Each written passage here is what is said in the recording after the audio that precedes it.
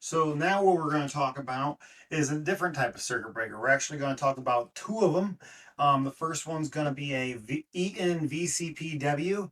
That we're going to assume that we're doing new testing. VCP is going to be a vacuum circuit breaker, and this is what this guy kind of looks like right here. Okay, they come in different flavors of voltage sizes, but this is just one of them. You've got vacuum bottles right here. You got some elastic struts on them, some heat sinks at the top. Okay, so we're going to go over how to test this according to the book.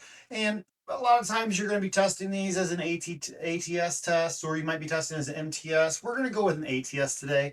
And so when we go through the ATS test, vacuum circuit breakers is going to be on the Adobe page 98. We're going to get right there. Like I said, make sure you verify this information at the top that you're on a vacuum circuit breaker, you're on a circuit breaker, you're on a medium voltage circuit breaker. That's all important. Okay. So lots of things to do. First, compare it with the drawing, make specifications. That's for an ATS. You won't really see that too much. You won't see too much to do on that for the MTS. Physical mechanical condition, right? Look over this thing. Does it look like it's missing bolts? I've seen them missing bolts in these elastic struts. Okay. Is it overly beat up, and does it look like it got hit by a car, right? Does it look like it's been jammed in the cells sideways and these roller racks are starting to get crooked? Like look over this thing. Actually look at it. Anchorage and grounding and alignment. That could be the pins on the bottom, right? They could be the fingers for the cell rejection plates. And then there's usually some kind of a grounding skid on these, or a strap or something that hangs.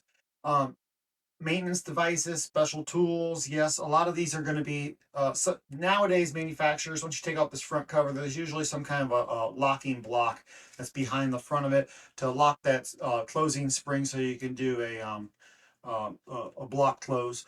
Then you have clean. You're going to go through several other mechanical checks right here. Contact gap is one of the biggest ones that you need to do. Much more critical for the MTS test. You don't expect contact gap to be bad for an ATS, but it's good to record a starting position. That's what's the most important thing about this one. And then obviously a lot more cell alignment, fit, racking mechanism. You're going to go through a contact timing test, right? And the manufacturer's literature is going to go over a lot of this stuff. And then we're going to get on the insulation tests, or the electrical tests.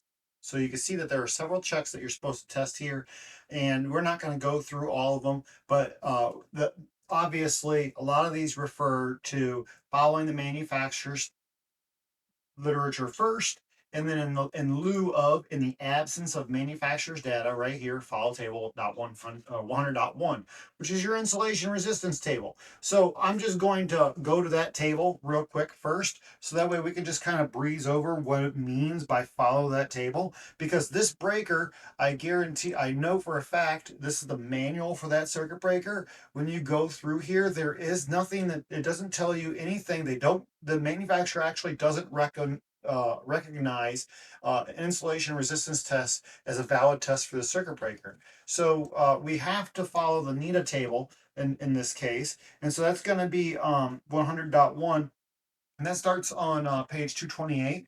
And so when we get there, when you look at this, you're going to say, well, let's just assume this is a 25 kV breaker.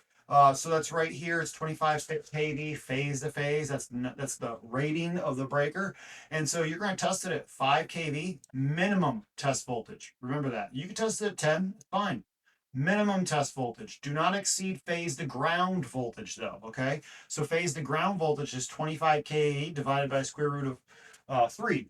25 divided by square root of 3, which is 14.4 kV. So 10 kV is perfectly acceptable. And then here's your minimum insulation resistance. I have a video on LinkedIn already going over, we found breakers just like this 25 kV that failed. It was the elastic struts that were failing. Manufacturer didn't recommend anything. So technically it was passing manufacturer specification. Customer didn't care too much. So it is what it is, right? That's just what it is. So let's go to the manual now, right?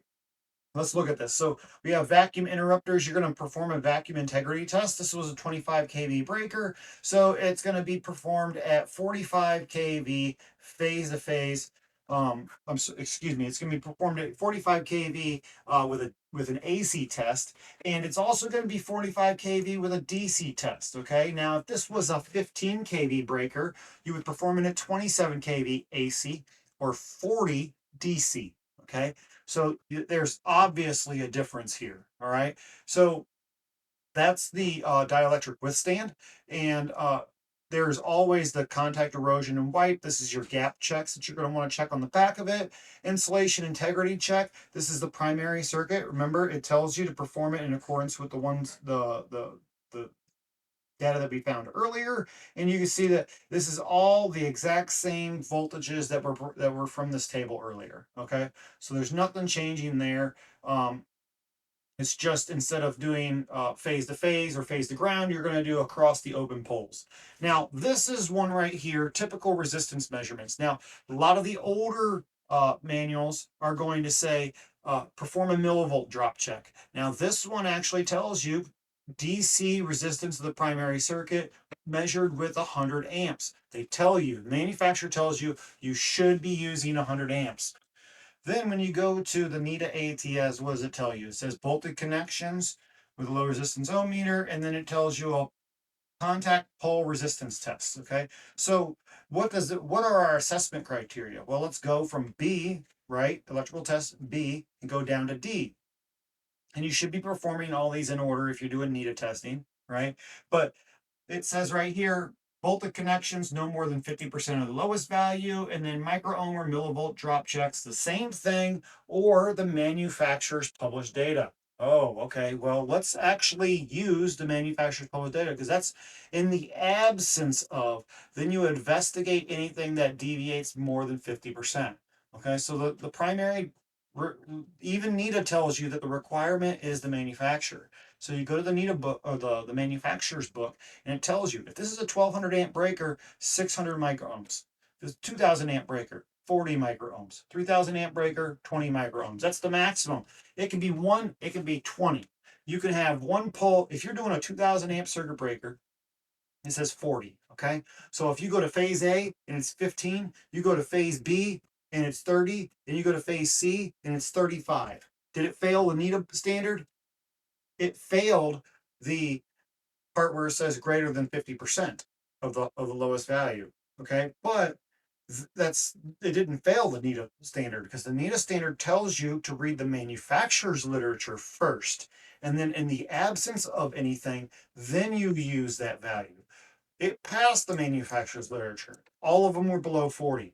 Okay, so we have to make sure that we're actually reading this right. Okay, then the next one we got the liter the then we also have right here is the electrical circuits. Okay, and this tells you whether it's a DC or an AC circuit. All right, the AC circuit has a DC rectifier on board. So follow the diagram. It will tell you exactly how you're supposed to set this up. Okay, it's got your pin locations right here. Pin number 1, 2, 4, 5. So if you want to go for a close, you're going to hook up across pins 4 and pin 21 right here. Okay, and that will only work. You see, you just follow it through 4 right here. That will only work if this LC and LS2 are closed. Well, what are those? Well, most of the time those are going to be you are not already closed and your motor is charged. Okay, pretty this is limit switch 1, limit switch 2, and you can probably come down here. Limit switch 2 closed until springs are fully charged, and then LC open until mechanism is reset. Okay, reset means the, the it's open until the breaker is open. So if the breaker's open, then it's closed, right? Which allows you to have power flowing through this. So that's how you trace these things out. A lot of this stuff right in the manual. Okay, so that's the Eaton VCP-W, and we're going to do one more after this, another circuit breaker. It's going to be the GE Magneblast. Okay,